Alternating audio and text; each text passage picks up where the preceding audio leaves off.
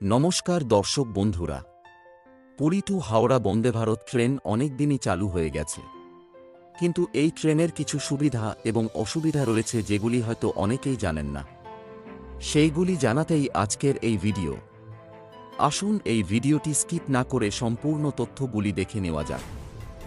তাই আমি আপনাদের প্রিয় দা বাঙালি ব্লগার আজ নিয়ে এসেছি পুরী টু হাওড়া বন্দে ভারতের video 22896 down. Puri to Howrah Vande Bharat express Puri থেকে বেলা 1:50 ছাড়ে। তাই আমরা সময়মতো পৌঁছতেই দেখলাম 2 নম্বর প্ল্যাটফর্মে ট্রেনটি অ্যানাউন্স করা হয়েছে।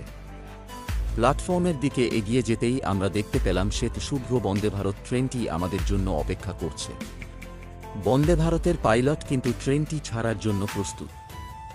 এর সাথে আপনারা দেখতে পাচ্ছেন মেক ইন ইন্ডিয়ার লোগোটি বেশ সুন্দরভাবে ফুটে উঠেছে ট্রেনটির গায়ে।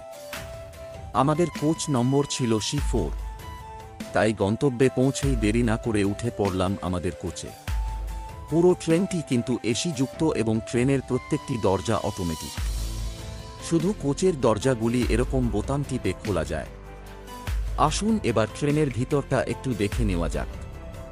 বন্দে ভারতের সিটিং অ্যারেঞ্জমেন্ট কিছুটা এরকম, যেখানে অর্ধেক কোচ জুড়ে একদিকে এবং অপরভাগে বিপরীতমুখী সিট আপনারা দেখতে পাবেন। আমাদের সিটে বসার পরে প্রথমেই একটি টাইমস অফ ইন্ডিয়ার ইংলিশ নিউজপেপার দেওয়া হলো।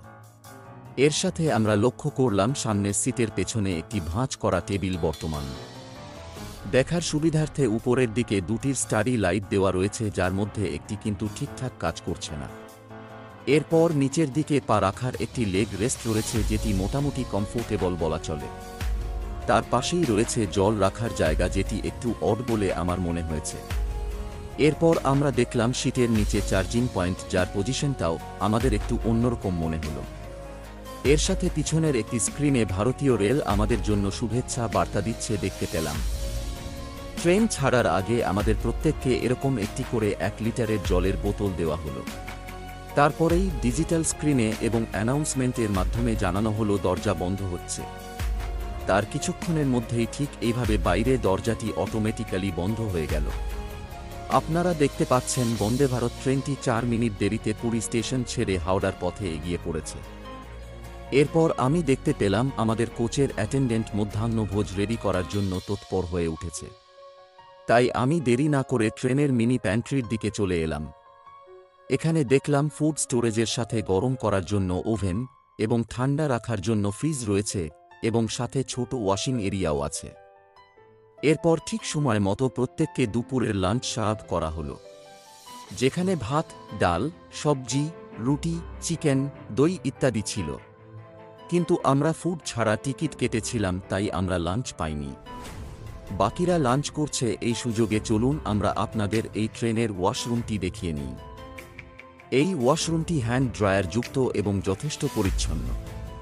আপনারা দেখে বুঝতেই পারছেন ওয়াশরুমটি আধুনিকভাবে মডিফাই করা।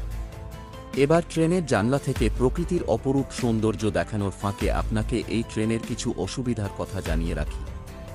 আপনাদের প্রথমেই বলেছি আমরা টিকিটের সাথে ফুড অ্যাড করিনি, তাই এরকম করলে কিন্তু আপনারাও কোনো ফুড সার্ভিস পাবেন না, কারণ এই ট্রেনে বাইরের কোনো হকারকে খাবার বিক্রি করতে অ্যালাউ করা হয় না। তাই যদি এই ধরনের কোনো সিচুয়েশনে পড়েন, তাহলে আপনারা কোচ অ্যাটেন্ডেন্টের সাথে যোগাযোগ করুন এবং তাদের থেকে আপনারা খাবার আলাদা করে কিনে নিন। তাই আমরাও একইভাবে কোচ অ্যাটেন্ডেন্টের সাথে যোগাযোগ করে বিকেলে খাবারের ব্যবস্থা করলাম। বিকেলে স্ন্যাক্সে আমাদের দেওয়া হয়েছিল একটি মুঠো কচুরি, সাথে একটি টমেটো সসের পাউচ, একটি মশলা মুড়ির প্যাকেট, একটি বাদাম চাকতি, একটি ফ্রুটি এবং সাথে পাউডার চা, যা পরে গরম জলের সাথে মিশিয়ে আমরা উপভোগ করেছি। বিকেলে স্ন্যাক্স শেষ করার ফাঁকে আমরা ডিজিটাল স্ক্রিনে দেখলাম বন্দে ভারত 128 কিলোমিটার বেগে ছুটে চলেছে। আমাদের বন্দে ভারত কিন্তু প্রাকৃতিক দুর্যোগের জন্য 2 ঘন্টা দেরিতে চলছিল। সেই জন্যই ফুড অ্যাড না থাকার জন্য প্রথমে আমাদের এক্সট্রা কোনো খাবার দেওয়া না হলেও পরবর্তী সময়ে রিকোয়েস্ট করার পর আমাদের কম পরিমাণে এই খিচুড়ি দেওয়া হয়েছিল সাময়িক খিদে মেটানোর জন্য। এইসবের মাঝে আমরা খেয়াল করলাম প্রত্যেকটি ইনস্ট্রাকশন প্লেটের তলায় দৃষ্টিহীনদের সুবিধার্থে ব্রেইল ব্যবহার করা হয়েছে, যেটা সত্যিই প্রশংসনীয়। আর সবশেষে ডিজিটাল স্ক্রিনে ভারতীয় রেলের শুভেচ্ছা বার্তার মাঝে আমাদের এই যাত্রা এখানেই শেষ হলো। ভিডিওটি ভালো লাগলে লাইক, শেয়ার অ্যান্ড সাবস্ক্রাইব করতে ভুলবেন না।